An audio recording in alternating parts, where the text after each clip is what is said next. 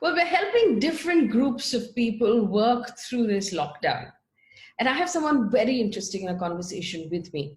Now, there are a lot of young people and a lot of children who are into sports and who are athletes right now at home in this lockdown, unable to train, unable to work on their game.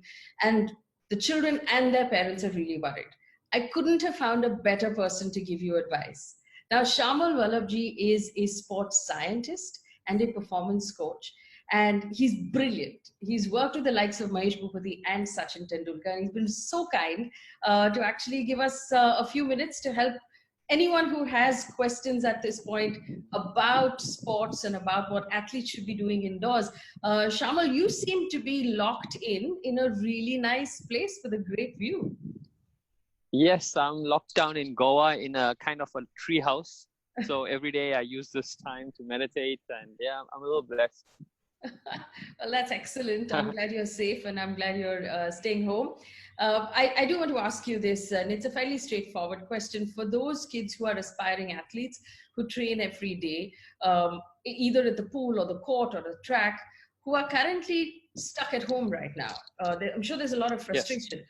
What advice do you have for them? How should they work through the lockdown, make the most of this time? What should they be doing? So, Faye, that's a super interesting question. And the truth is, if we work on the assumption that they've been training every single day and that they've been working on their body, there's very little that they possibly could do to maintain their physical fitness or improve their physical fitness. You know, they can do basic body weight exercises and stuff, but there's going to be some degree of loss of physical fitness during this time. But there are four components to the development of a professional athlete. And physical, which composes of the technical game and their body and their nutrition, is only about 10% of it. The other 90% is actually your mental strength and your mental resilience. It's the understanding of your game strategy and awareness. And the third, which is a very neglected one, is the quality of the relationships between the athlete and their coaches, because the coach is the last person they see before they compete. So that relationship is integrally important in making sure that they can get into the zone or into the mental state that allows them to perform and push beyond their boundaries. So for everyone who's aspiring to be a professional athlete, I would focus on the other three areas now and not be inundated by information and knowledge about how to get your physical fitness up, because there'll be ample time for that. After we come out of the lockdown, competitive schedules would be readjusted to give people enough time to get back to physical fitness. But the point is, when you get back into physical regime, you're not going to have time to think about the mental aspects of the game, about the relationship, about your resilience, about your visualization. So use this time to tick box things that you've neglected your entire career. Well, you did say something very interesting. You said use this time to develop relationships, especially with your coach and your parents. I know of some young people right now who are so frustrated from being locked in that there's a fair amount of sort of, friction happening between them and their parents. How should one use this time to develop those relationships? Well, that's a fascinating question. The science of relationship has three variables. The first is positivity, which means when you're communicating with someone, be positive. And science has shown us that for every negative interaction that you have, you need 5 positive interactions to eradicate that. The second variable is consistency. So there needs to be consistency in communication, either audio or visually or FaceTime or message. And the third is vulnerability, which means express how you feel. Get comfortable with sharing and leaving a part of who you are with them. The more you do this, you will develop a deeper emotional connection. Now, why is this relationship so important? Because, I always give the example that when an athlete becomes really good, Faye, right, they become complacent. Okay, they take their skills for granted. And you need someone at some point in their career who's going to just, break down those walls and push them out of that comfort zone. The only person that can do that is someone who has a fantastic trust with that person. Okay. And generally, there's only one person in someone's life who can do that.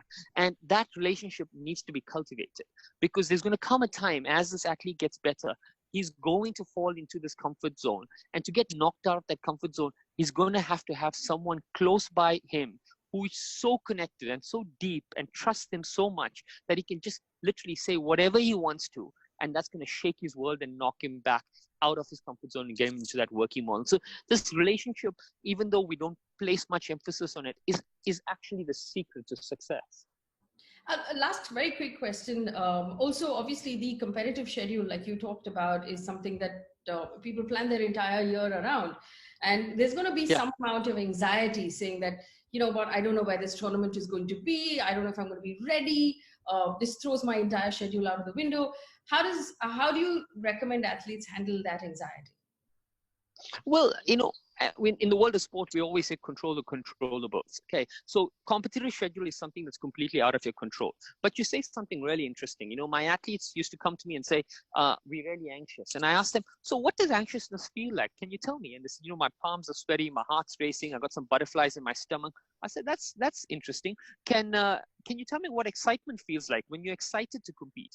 And they said, "Oh, I get sweaty palms, my heart starts racing, I get butterflies in my stomach." And so I said, the physiological symptoms of anxiety and excitement are exactly the same. It's the mental perspective of the word that we use that is completely different. So what I try to tell my athletes is, you're not anxious, you're excited.